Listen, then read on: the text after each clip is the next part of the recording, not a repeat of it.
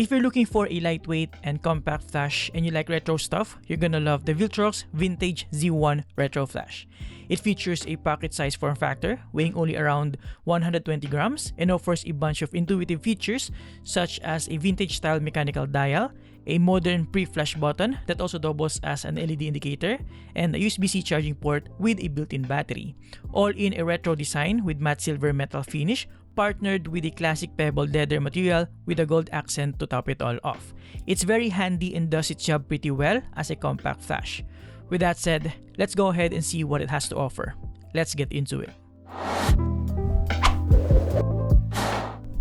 As always, honest disclaimer, this video is not paid, but Viltrox did provide us a review sample for me to share with you my experience. They will not see this video or my script prior to release. Now let's start with its main selling point, other than the fact that it's a lightweight and compact flash, which is its vintage retro design. As you can tell, it looks absolutely nostalgic with a little bit of a modern twist. As I alluded to earlier in the intro, it boasts a combination of matte silver metal finish with the classic pebbled leather material and a gold accent around the power switch. Honestly, this is perfect for those who have the silver Sony a7C or a7C II, and definitely those who have the silver Fuji X106. And yes, this is compatible with any cameras with a standard hot shoe and central contacts.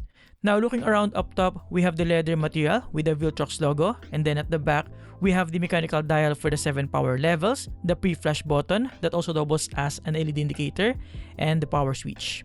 On this side, we have the USB Type-C port for charging with a tiny LED indicator beside it, and the switch for the wireless sync modes. On the other side, we just have a vintage branding. In front, of course, we have the flash itself, and then at the bottom, we have the sensor for the wireless sync modes and the hot shoe mount with a plastic locking ring. Overall, the build construction, while made mostly out of plastic, is decent enough for normal use. The mechanical dial has substantial tactile notches and enough to prevent unwanted changes. The power switch is equally snappy, and the pre-flash button with a built-in LED indicator is quite handy, giving you an idea if the flash is ready to fire again. By the way, it also comes with a diffuser, which we'll test later. Now, in terms of the features, aside from the things that I've already mentioned, it has a guide number of 12, which means it's ideal for close-range photography and is decent enough as a compact on-camera flash. And while it doesn't have TTL, it has 7 adjustable power levels that you can easily switch to get the proper exposure manually. It has a 0.2 to 3.5 seconds recycle time and has a 28mm wide-angle coverage, again, good for close-range photography. Aside from that, it has a built-in 100 mAh battery that can provide up to 10,000 flashes, of course depending on the power level, with a charging time of just under an hour. With all that out of the way, let me share with you my experience using it on my Sony a7C II. The first thing that strikes me the most is, of course, its lightweight and compact form factor. Because of that, I don't have to think twice if I'll bring and use it compared to my Godox TT350S. While it doesn't offer all the bells and whistles of a bigger flash, it gets the job done, especially for my specific purpose, which I'll share with you in a minute. But first, let me show you some sample shots for portraits. By the way, aside from the included diffuser, I also tested it using my DIY diffuser that I use for macro photography. Which are better? I guess it depends on each individual's preference, because some people like flash portrait photography and some don't, but having a nifty, lightweight, and compact flash in your arsenal will never hurt. Well, aside from your wallet. Now here are the rest of the sample portrait shots that I took with the Viltrox Vintage Z1 Flash.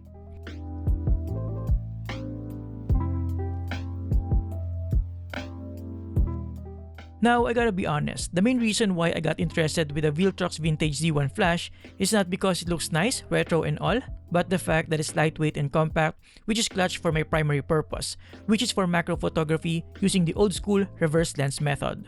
So here's my setup. I'm using a Sony a7C II with a vintage SMC Pentax 28mm f2.8 lens mounted in reverse with an attached DIY diffuser made out of translucent plastic. And as you can tell, the short form factor of the Viltrox Vintage Z1 Flash is absolutely perfect for the setup. As you can see, with no diffuser, the flash output is unbalanced. It gets better with a stock diffuser and becomes even softer with my DIY diffuser, which I personally prefer. Now, here are the rest of the macro shots that I took using this setup.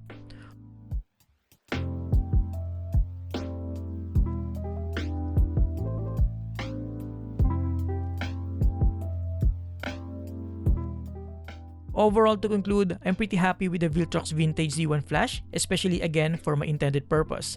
I can now shoot macro photography longer because my setup is even smaller and lighter now compared to before, with a massive macro lens and a bigger flash. It's relatively powerful and it's easy to use, and the retro design is just the icing on the cake. Of course, it's not perfect. While the battery is more than enough for my needs, a small, removable battery is still ideal, not just for quick swaps, but for the overall longevity of the flash. Also, while I appreciate that it has a wireless sync feature for off-camera purposes, the location of the sensor is less than ideal. Sometimes it doesn't trigger if the master flash doesn't hit it directly, depending on the angle. It also doesn't have any angle adjustment, which to be fair, is understandable given the compact form factor. At the end of the day, like I said, having a lightweight and compact flash in your arsenal couldn't hurt, so I can definitely recommend the Viltrox Vintage Z1 Flash. And there you have it guys, thank you for watching. Huge thanks to Viltrox for sending this in. You can get this using the links below. Now, if you're looking for a perfect compact lens to partner with this, make sure to watch my review of the Viltrox 28mm pancake lens by clicking this. Thank you for watching, subscribe if you appreciate this video, and see you next time. Have a great day guys, you're awesome.